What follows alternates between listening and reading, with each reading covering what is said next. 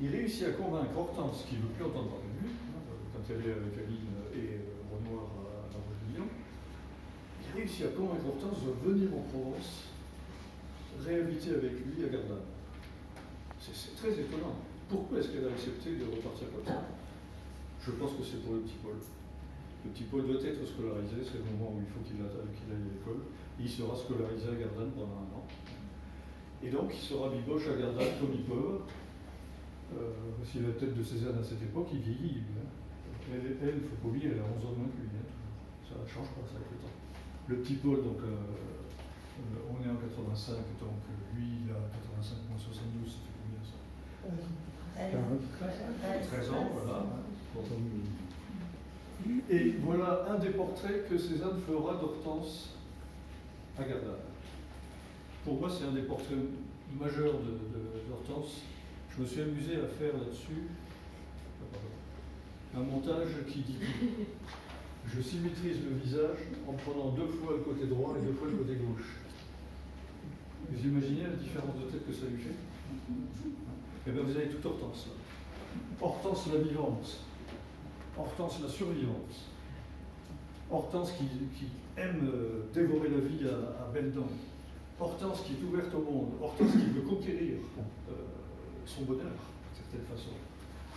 Et là, Hortense héritière de sa lignée, héritière de l'atelier de Paris, héritière de son enfance misérable. Paul, en un seul portrait, arrive à faire ressortir ces 2 facettes essentielles de sa femme. C'est quand même magistral. Arriver à faire ça, ça prouve quand même que, enfin, de mon point de vue, quand il regarde sa femme, il ne regarde pas une pomme. Il ne regarde pas une surface vide. Il passe à travers ça quelque chose qui est quand même de l'ordre de la compréhension extrêmement profonde et intime de qui il est. C'est beau ça, moi je trouve. Et curieusement, enfin c'est pas curieusement en fait, c'était, je ne peux pas rentrer dans le détail, mais ça fait 3 ans que Paul pensait à se marier. Non pas sous l'influence de sa mère ou de sa sœur, comme tout le monde l'a écrit, c'est faux. Il l'a fait en pensant à l'héritage de Paul Junior. Il y a 3 ans, il avait déjà fait un testament dans lequel, il avait donné à Zola d'ailleurs, il essayait de faire en sorte que, à sa mort, au moins le petit Paul soit protégé, vu que pour le moment, il est dans une situation irrégulière. Et donc à l'époque, il disait, oui, donc finalement, il faudra que je me marie pour être sûr que Paul sera protégé lorsque je mourrai. Ça, c'était 3 ans avant. Bon. En 86, après cette année à Gardanne, quand même la mère pousse un peu, Marie aussi, parce que Marie estime que bon, il serait temps quand même qu'on régularise les choses. Il convainc le père d'accepter la situation. Lui-même n'était pas complètement idiot, il s'était bien rendu compte depuis quelque temps que bon. Puis le père, il sait beaucoup aussi, hein, donc sa colère contre son fils c'était quand même déjà pas mal apaisé. Et donc en avril 86, là il se marie. Hortense, le jour du mariage, Paul va fêter ça avec 2 amis et Hortense est accueillie au Jazz de Bouffon pour la première fois par Marie et la mère de Paul. C'est pas terrible hein, comme ambiance. Ça ne préjuge pas de bonnes relations familiales successives ensuite. Bon, cette année-là, Louis-Auguste meurt et ça va être le moment d'une grande césure dans la vie de ces 2 êtres, puisque les soucis financiers disparaissent du jour au lendemain. Jusque-là, il vivait dans la dèche. Jusque-là, il tirait le diable par la queue, et d'une façon sévère. À partir de là, tous les soucis matériels sont résolus, et commence donc une nouvelle époque de leur vie. Quand on tire le bilan de ça, ici, ils ont vécu ensemble en essayant de réparer ce qui s'était passé pendant ces 3 ans d'absence. Ils ont fait des amitiés sur place, d'ailleurs à nouveau, toujours cette capacité de faire des amis. Et, bon an, mal an, ils ont vécu ensemble. Quand le père meurt, Cézanne hérite, et il devient propriétaire du Jazz de Bouffon, avec ses sœurs, mais quand même. Hortense dit, moi, jamais j'habiterai au Jazz de Bouffon. Je ne vais pas supporter la belle-mère et surtout la sœur. Donc, elle exige de Paul qu'il lui trouve à Aix un appartement. Et c'est comme ça qu'elle se retrouve au Cours Sextius. Et là, ils découvrent donc une autre façon de vivre ensemble qu'ils vont beaucoup pratiquer par la suite. C'est on est dans un même lieu géographique, mais à distance l'un de l'autre. Ça, ils vont le pratiquer beaucoup. Donc lui vit au Jas de Bouffant, et elle vit au Porcessius, avec le petit Paul. C'est la première fois qu'ils trouvent cette formule-là. Ils vont beaucoup l'expérimenter ensuite.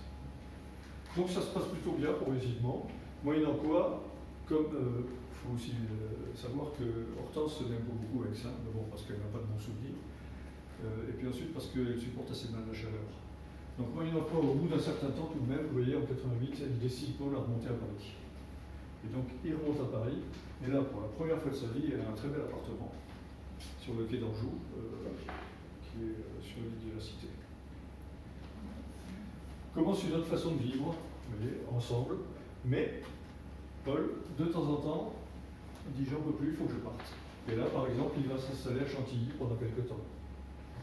Je le mets en orange parce qu'ils se rencontrent malgré tout pendant qu'il est à Chantilly. Et ils ne perdent pas le contact. Ça leur a appris que s'ils se séparaient trop longtemps, c'était foutu. Donc à partir de là, vous n'aurez plus jamais de séparation longue entre eux. Ça sera toujours des petites séparations entrecoupées de temps commun. Vous voyez, tous les chemins envers, ils sont ensemble. Ils vivent ensemble. Alors ils déménagent, bien entendu, ils n'arrêtent pas de déménager, ça c'est un peu constant chez eux. Hein. Donc vie familiale et éclipse.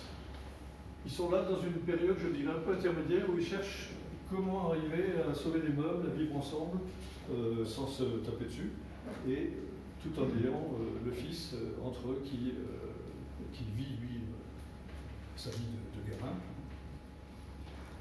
Donc, Courcessius, voilà la tête que fait Hortense.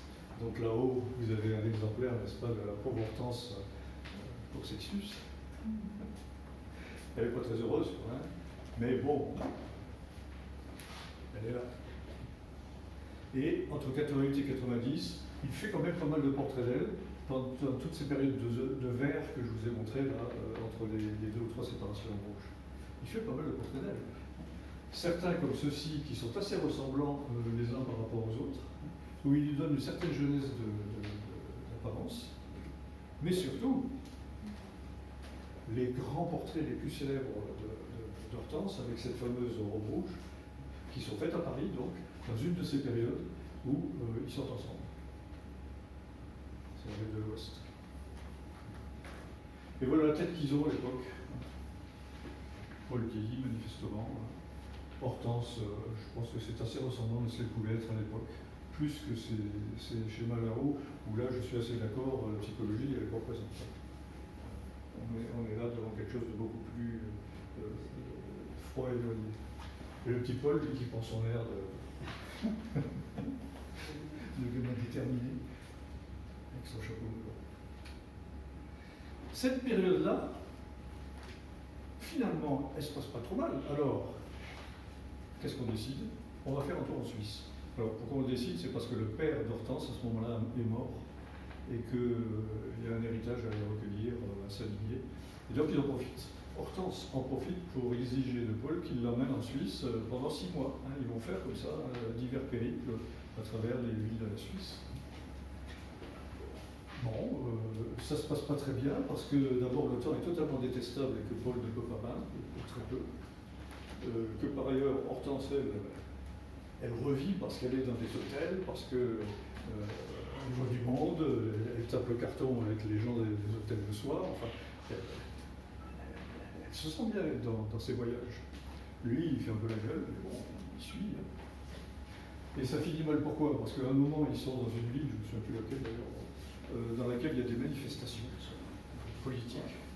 Paul prend peur, je ne sais pas quoi, il s'en va, en laissant femme et enfants sur place, sans leur donner de nouvelles pendant 2 jours ou 3 jours, on ne sait pas où il est passé. Il allait se réfugier à Genève. Enfin, vous imaginez la situation d'Hortense qui se retrouve comme ça avec son gamin au milieu de n'importe où, avec un mari qui a disparu, quoi. Alors, inutile de dire qu'elle n'apprécie pas tellement. Hein. Moyennant quoi, quand il rentre à Paris, Hortense lui dit, moi je reprends avec toi à Provence, hein, c'est terminé, je monte à